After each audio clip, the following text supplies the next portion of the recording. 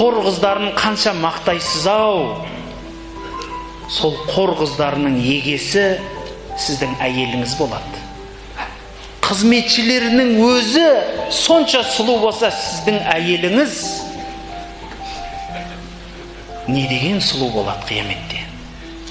Анау қор қыздарының бүкіл сұлулығын алып келсеңіз де, күннің жанында жандырған шырақ сияқты болады. Күн жарқырап шығып тұрса, жанына сіріңке жағыңызшы. Жарық бола ма?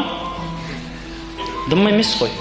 Қор қыздарын қанша мақтайды ғой, ой пырмай, мынандай сұлу деп. Сол сұлулық қанша мақталса да, қияметте сіздің әйеліңізді Алла тағала соншалықты сұлу етеді. Анау қор қыздарының барлығы күннің алдында жанған шырақтай болып қалады.